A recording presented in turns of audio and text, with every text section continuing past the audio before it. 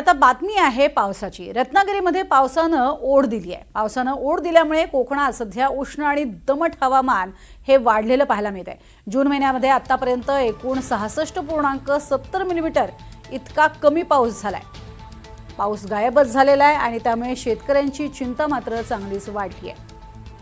पाऊस रत्नागिरीमध्ये दाखल झालेला आहे। मान्सून हा त्या ठिकाणी पोहोचलाय असं म्हटलं जात होतं, मात्र त्या ठिकाणावरून सुद्धा आता पाऊस गायब झालेला आहे।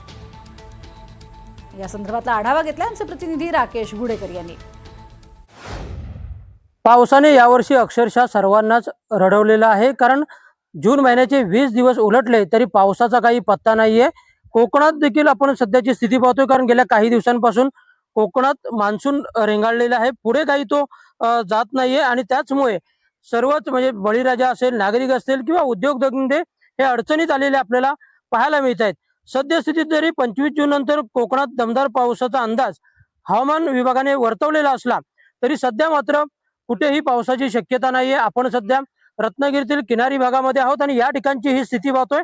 अगदी कडकडीत ऊन गेल्या 10 ते 12 दिवसांपासून पडलेले आहे। आजही तीच स्थिती असलेली आपल्याला पाहायला मिळते। सध्या अरबी समुद्रातील मान्सूनचे वारे पुढे खेचणारी जेट ही वायू प्रणाली कमकुवत झालेली आहे। अफगाणिस्तान आणि वायव्येकडून येणाऱ्या उष्ण आणि कोरड्या वाऱ्यांमुळे मान्सूनच्या प्रवासात अडचणी येत आहेत आणि त्याचमुळे मान्सूनचा प्रवास हा कुठेतरी रोडावलेला आपल्याला पाहायला मिळतोय। आणि सध्या तर आपण पाहायला गेलं, मान्सूनने ओढ दिल्यामुळे कोकणात सध्या उष्ण आणि दमट हवामान असलेलं आपल्याला पाहायला मिळतंय। यावर्षी जून महिन्यात आतापर्यंत एकूण 66.70 मिलीमीटर एवढाच पाऊस झालेला आहे। तर टक्केवारीच्या तुलनेत जर आपण पाहायला गेलं तर फक्त 1.98% एवढाच पाऊस यावर्षी झालेला आहे। गेल्या वर्षी मात्र काहीशी वेगळी परिस्थिती होती। गेल्या वर्षी जून महिन्याच्या 20 दिवसात जवळपास 634.10 मिलीमीटर पावसाची नोंद झालेली होती, तर जवळपास 19% एवढा पाऊस झालेला होता, म्हणजे जवळपास 17% तूट यावर्षी दिसत असलेली आपल्याला पाहायला मिळते। त्यामुळे एकूणच जर आपण पाहायला गेलं तर मान्सूनने ओढ दिल्यामुळे बळीराजाच्या चिंतेत वाढ झालेली आहे।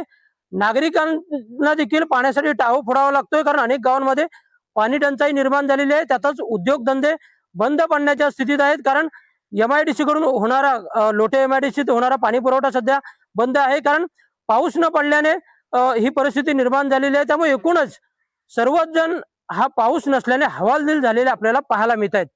राकेश गुडेकर, NDTV मराठी, रत्नागिरी।